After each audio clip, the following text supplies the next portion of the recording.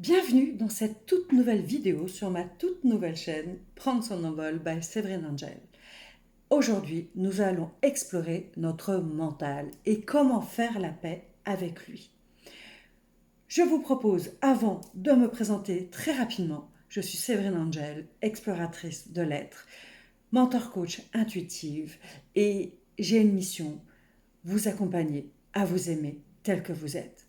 Tout simplement. Et je vous propose du coup de partir en voyage pour découvrir toutes vos ressources, pour aller à la rencontre de votre joyau intérieur, de votre étant essentiel, qui s'est parfois camouflé derrière des couches et des couches de protection, de souffrance, de blessures. Et du coup, on va aller un petit peu libérer tout ça pour venir se reconnecter à ce qui vibre à l'intérieur de nous, à ce qui est notre essentiel, et vraiment reprendre conscience, redécouvrir la femme, l'homme que l'on est devenu aujourd'hui. Si vous vous sentez appelé, si mon énergie vous appelle, eh bien vous pouvez me contacter ici, séverine.angel@outlook.com, et j'aurai plaisir à voyager à vos côtés. C'est parti, allons explorer. Alors ce mental, la boîte noire de notre cerveau, comment fonctionne-t-il? Alors, on en a déjà parlé dans des vidéos précédentes, mais là, on va aller un peu plus en profondeur sur ce cerveau qui a pour mission de nous protéger. Et en fait, il s'est construit et il a gardé ce mécanisme acquis il y a des milliers d'années, des millions d'années, qui est je dois rester en vie, je suis en mode survie permanente parce que le danger est partout. Mais avant, il y a quelques milliers, millions d'années, effectivement c'était le cas, c'est-à-dire que il devait être à l'affût du moindre bruit, du moindre signe qui pouvait laisser présager un danger et un danger mortel. C'est-à-dire qu'à l'époque, ne serait-ce qu'à l'époque des Cro-Magnons, évidemment que s'ils n'étaient pas à l'affût, ils pouvaient se faire croquer très rapidement. Mais aujourd'hui, ce n'est plus le cas. Sauf que notre cerveau est resté câblé sur ces schémas-là, sur cette croyance-là. Alors vous allez dire, mais c'est incroyable. Ben oui. Et d'ailleurs, ce cerveau, on appelle le cerveau reptilien. Il porte bien son nom, tellement il est ancien, tel un reptile. Il fait avec la mémoire qui est restée en lui. Et dans notre cerveau, plus de 90% est inconscient. Moi, j'aime bien l'imager avec un iceberg. Donc, il y a la face immergée de l'iceberg. Vous savez, c'est vraiment le haut de l'iceberg que l'on voit. Et puis, il y a toute cette partie-là qui est sous la mer. Eh bien, c'est ça l'inconscient. C'est toute cette partie qui est immergée dans l'eau et euh, qui nous drive, qui conduisent finalement la façon dont on vit notre vie. Ce sont tous ces programmes limitants, toutes ces transmissions transgénérationnelles, tout ce qui s'est finalement inscrit en nous malgré nous, ce que nos parents, nos familles, nos ancêtres, ce que la société, ce que l'éducation, l'école nous a transmis, tout ce qui s'est intégré en nous comme une vérité absolue. Et en fait, on est devenu un peu, on est en mode pilotage automatique. Et on n'a pas pris souvent le temps de se dire, mais moi, qu'est-ce qui résonne avec moi? Qu'est-ce qui est juste avec moi? Parce que tout ce qui appartient à, à l'extérieur, à tous ces programmes limitants, ne sont pas forcément en reliance. Je ne suis pas en accord avec tout. Ça veut pas dire qu'on rejette tout, mais c'est juste on met tout à plat et puis on fait le tri de se dire tiens, ça, ok, ça c'est important pour moi. Ça, je ne suis pas en accord avec ça. Ça me concerne plus. Donc ça, je fais de la place pour offrir l'espace à ce qui est vraiment important et connecté à nous, à notre essentiel. Et effectivement, ce mental est d'autant plus fort si nous avons vécu des situations difficiles, des situations traumatiques, des blessures émotionnelles, comme nous avons pu l'évoquer dans la série des 5 blessures de l'âme. Alors là, il est venu se renforcer, il a soudé davantage, il a renforcé notre armure, les contreforts Et du coup, il est en mode survie en permanence. Il est dans le mode contrôle, je contrôle tout, je suis à l'affût, je suis aux aguets du moindre danger, du moindre détail. Je ne prends aucun risque et je préfère même passer à côté des opportunités pour être sûr à 100% que je ne prends aucun risque. Et du coup, les émotions qui sont actives en permanence ou qui sont sur le point de surgir en permanence, eh ben, ce sont les émotions de peur, de colère, d'agressivité, de tristesse. Pourquoi? Parce que c'est les émotions qui tout de suite vont alerter et qui vont mettre en retrait et qui vont dire stop. Alors bien sûr, quand on est dans ce mode de contrôle avec un mental très très fort, eh bien on tombe très souvent dans une quête de perfection. On ne supporte pas le moindre point qui manque sur un point virgule. La moindre ponctuation défaillante est insupportable. Nous sommes intransigeants. Alors bien sûr, je dis ça, on l'est d'abord avec soi. Et comme vous le savez, la relation que l'on entretient avec soi, c'est la relation que l'on entretient avec les autres. Eh bien forcément, c'est un miroir. Et tout ce qu'on se fait vivre, eh bien on le fait vivre aux autres. Donc perfection, intransigeance, colérique. On ne supporte pas la lenteur, très souvent. On est très réactif, évidemment, parce qu'on est aux aguets. Du coup, les gens qui peuvent être lents, on ne supporte pas que les gens ne puissent pas être dans la même réactivité que nous. Le bien-être, écouter ses besoins, qu'est-ce que c'est? Je ne connais pas. Ça, c'est risqué parce que c'est un moment où on lâche prise et on ne lâche pas prise quand on a un mental fort. Surtout pas. On reste bien cramponné au cas où. On ne se donne pas le droit à l'erreur. On est pointilleux sur tout. Alors ça, évidemment, je vous brosse le tableau le plus extrême, mais ça peut aller très très vite. Et croyez-moi, je suis en experte en contrôle et pendant très longtemps, j'étais en mode survie parce que j'avais besoin de me protéger. J'avais tellement peur de revivre cette blessure-là que du coup j'ai tout barricadé et j'étais effectivement dans cet oubli total de qui j'étais, mes envies, je ne savais même pas de quoi j'avais envie.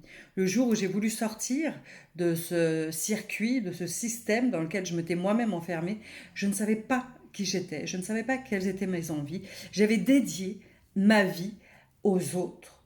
Parce que c'était beaucoup plus simple pour moi et ça me permettait de contrôler puisque j'étais pas mise en avant, j'étais pas, j'étais dans ma posture de professionnelle qui du coup accompagne et du coup, j'étais bien avec ce costume-là. Je ne prenais pas de risques et je me sentais utile, je me sentais exister puisque je me rendais utile pour la société, je me rendais utile auprès des personnes qui en avaient besoin. Et du coup, je vivais ma vie à travers eux et je leur dédiais finalement ma vie pour exister. Et bien sûr, quand on est dans ce mode contrôle, on est complètement déconnecté de ses émotions.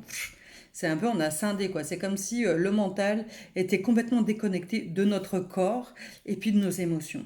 Alors, il y a aussi des avantages à avoir un mental aussi fort parce que du coup, euh, eh bien, on lâche rien, on est déterminé, on va de l'avant, on a une belle réactivité, on anticipe merveilleusement bien. Tous les scénarios possibles, on les connaît. Alors souvent, c'est les scénarios du pire.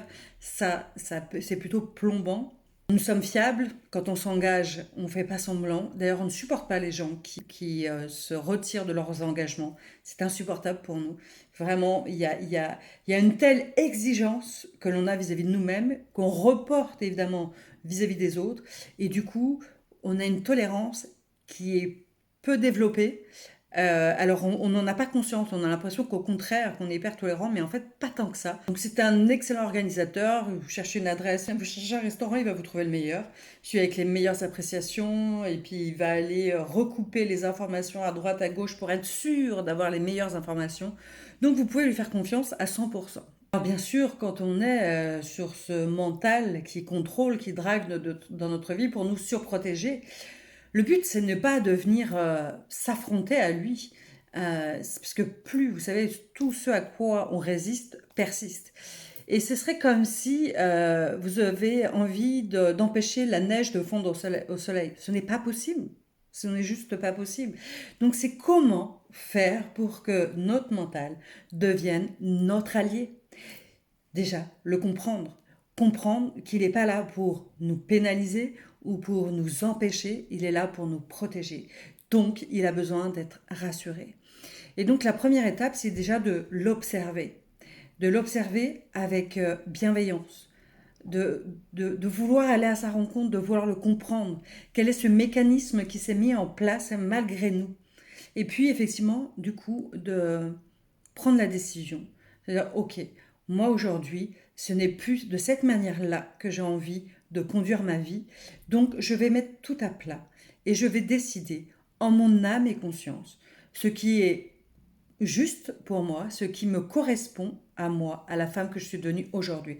Parce que très souvent aussi, ce mental est souvent drivé, une partie est drivée aussi par l'enfant qui a été blessé, qui a été meurtri et qui a aussi besoin de cette protection. Donc du coup, il active davantage, il nourrit davantage ce mental qui est chargé de nous protéger. Comme je vous l'ai dit, la première étape, c'est de l'observer avec bienveillance, avec compassion et de mettre les choses, de prendre conscience, de prendre la décision et de mettre les choses à plat pour regarder en face. Alors c'est pas facile, c'est une étape qui est pas facile parce que ça demande aussi d'observer ces zones sombres et ces zones lumineuses. D'ailleurs très souvent les zones sombres, on les connaît. Les zones lumineuses, on n'en a pas fait cas. C'est voilà, oui celle-là, mais c'est pas si exceptionnel que ça puisque du coup on est tellement exigeant que même nos zones de génie, on les minimise beaucoup.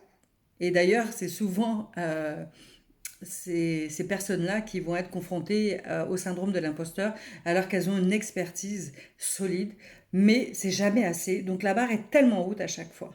La deuxième étape, ça va être de choisir ce qui est important pour nous. Et du coup, de réinformer, de reprogrammer. C'est-à-dire que notre cerveau, notre mental, a répété pendant des années et des années le même schéma et a créé, malgré lui, des situations qui venaient convaincre, qui venaient le conforter dans sa croyance. Du coup, aujourd'hui, ça va être de dire, OK, qu'est-ce que j'ai envie de croire, moi, quelles sont mes envies, et du coup, de réinformer. Alors, comment on réinforme, on reprogramme comme ça notre cerveau, nos cellules? Eh bien, c'est déjà en mettant de la clarté sur la vie qu'on a envie de vivre, quelle vie est connectée, est alignée à nous, et de s'autoriser à croire que c'est possible, s'autoriser à rêver grand, à oser. Et souvent, on n'a pas osé parce qu'on a tellement peur des opportunités, on a tellement peur du danger que tout coup, on est resté vraiment tout enfermé dans une petite vie étriquée, dans une boîte. Hein, on appelle ça la boîte noire, mais c'est pas pour rien. Du coup, on est resté un peu cloisonné. Et là, c'est l'idée de, on ouvre une première fenêtre, on ouvre une première porte, et puis hop, on se rend compte que, ah tiens, il y avait une autre pièce là, et je vais aller explorer toutes ces pièces-là et connaître qu'est-ce qui est connecté à moi, qu'est-ce qui vibre à l'intérieur de moi, qu'est-ce qui me met en joie, qu'est-ce qui me donne envie, qui me reconnecte à l'amour, à la joie, et de faire la paix avec soi-même, faire la paix avec ce mental, de dire merci d'avoir existé, mais vraiment, c'est pas juste de dire merci, non, c'est vraiment je te remercie parce que tu as fait la femme que je suis. Grâce à toi, j'ai pu rester debout aussi dans des moments difficiles. Tu as permis de créer une résilience à l'intérieur de moi, une force qui m'a permis d'avancer. Donc, merci, vraiment, gratitude de m'avoir porté jusque-là. Mais aujourd'hui, tout est OK. Je suis devenue une adulte. Je suis plus cet enfant blessé. Je suis une adulte qui est responsable de mon bien-être, qui est responsable de la vie que j'ai envie de créer. Donc, allons-y ensemble, main dans la main. Main dans la main. Et pas en opposé, main dans la main. Donc pour réinformer son cerveau, on peut répéter par exemple des affirmations positives, ce qu'on appelle des mantras. Et je vous invite vraiment à créer les vôtres. Et vous pouvez les créer en fonction de la femme ou l'homme que vous avez envie de devenir, que vous êtes devenu et que vous avez envie d'être pour demain. Plus ça va vibrer, choisissez les mots. Les mots ont une vibration et c'est très important de choisir des mots qui sont vraiment connectés à vous et qui vibrent à l'intérieur de vous. Donc par exemple, moi la liberté c'est une valeur qui est très importante. Je suis une femme libre. Je suis une femme qui lâche prise. Je suis une femme bienveillante. Je suis un homme talentueux. Ose, je m'aime comme je suis. Je suis douce et bienveillante envers moi-même et envers les autres. Je m'accepte totalement comme je suis. J'accueille chaque expérience comme une opportunité d'évoluer dans ma propre vie. Je suis parfaitement imparfaite et c'est ok pour moi. N'hésitez pas, allez-y. Trouvez des choses qui vous font du bien. Donnez-vous de l'amour. Je m'aime de manière inconditionnelle et je le mérite tellement. Voyez, et ces phrases-là, ben, vous pouvez vous les répéter. Vous pouvez mettre un timer, de le faire 3 fois par jour. Et ça pendant au moins 21 jours. Choisissez 2, 3 phrases qui vraiment vous correspondent. Et puis, vous pouvez les répéter devant le miroir en vous regardant et en les répétant. Et ça va effectivement réinformer votre cerveau. Dire, ok, et oui, elle est ça aussi. Elle a cette force-là, elle a cette puissance-là. Et du coup, vous allez aussi renforcer votre estime de vous, votre confiance en vous. Et puis, quand le cerveau, le mental, l'ego refait surface, eh bien, à ce moment-là, vous pouvez aussi, la respiration est le moyen le plus rapide, le plus radical pour lui couper un peu l'herbe sur le pied. C'est pas méchant, mais c'est juste de dire, ok, tout va bien. Faire quelques respirations carrées. Je ne sais pas si vous connaissez la respiration carrée. C'est on inspire sur 4 temps, on bloque sur 4 temps, on expire sur 4 temps, on bloque sur 4 temps et on fait ça 4 fois. Donc je vous montre pour faire l'exemple. Dans 1, 2, 3, 4, j'inspire, je bloque, 1, 2, 3, 4, j'expire, 2, 3, 4, je bloque, 1, 2, 3, 4. Et j'inspire, et ainsi de suite pendant 4 fois. Donc c'est assez simple à se souvenir, c'est la respiration carrée, donc c'est 4, 4, 4. Voilà. Et ça tout de suite, ça, ça réallège, ça rapporte ça libère. Donc n'hésitez pas à essayer cet outil.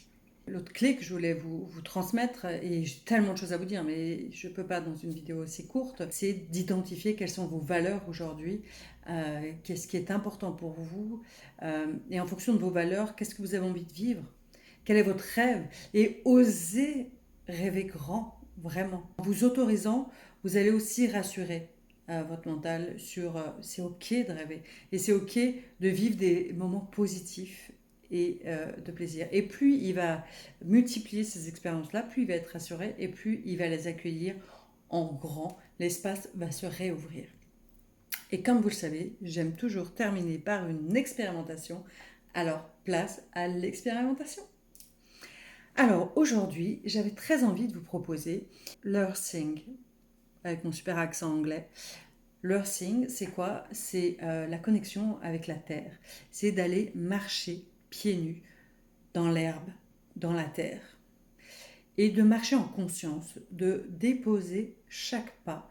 Donc vous pouvez marcher comme ça pendant 5-10 minutes dans l'herbe et avec l'intention de redonner à la terre tout ce dont vous n'avez plus besoin. Donc toutes vos émotions négatives ou lourdes, la colère, la peur, les soucis, les problèmes, vous confiez tout cela. Donc vraiment je fais ce geste-là, mais c'est parce que c'est vraiment on transmet tout à la terre et on lui demande de le transformer, de le transmuter en énergie positive. Et du coup, nous, ça nous libère et elle a ce pouvoir, la terre, de transformer toutes ces énergies négatives tout de suite en énergie positive. Donc n'hésitez pas, ou alors d'aller faire un câlin à un arbre, ou bien sûr prendre un arbre dans ses bras, ça demande un peu de pratique, et encore que si vous êtes dans cette ouverture-là, ou de poser son front contre le tronc d'un arbre, ou de venir s'appuyer comme ça le dos, vraiment, et de se connecter à cet arbre, et pareil, avec cette même intention de je te confie et je me déleste de tout ce qui est trop lourd à porter pour moi, de tout ce dont je n'ai plus besoin. Et je te remercie de le transformer, de le transmuter. Là, vous n'êtes pas obligé de le dire à voix haute, vous pouvez le dire en vous. Mais ce temps de connexion avec la nature est vraiment ressourçant. Vraiment, la nature, vous imaginez pas le pouvoir qu'a la nature, et c'est aussi pour ça que c'est indispensable d'en prendre soin et de la protéger. Mais la nature a un pouvoir extraordinaire. Elle nous donne la vie et elle nous offre cette transformation de pouvoir réénergiser les énergies. Voilà ce que j'avais envie de vous partager aujourd'hui. Je ferai d'autres vidéos si ce sujet vous intéresse. N'hésitez pas à me le dire en commentaire. J'ai toujours beaucoup de plaisir à vous lire. Ou partagez-moi vos expériences. Si vous avez d'autres idées aussi, n'hésitez pas, partagez en commentaire. C'est avec grand plaisir. Et évidemment, si vous avez aimé cette vidéo, n'hésitez pas à la liker, à vous abonner. Et puis, si vous voulez me contacter, séverine.angel@outlook.com. Vous m'envoyez un email et puis on se contacte. Je vous remercie pour votre écoute et je vous dis à mardi prochain pour une nouvelle exploration. Je vous souhaite une merveilleuse soirée. Je vous embrasse. Ciao, ciao.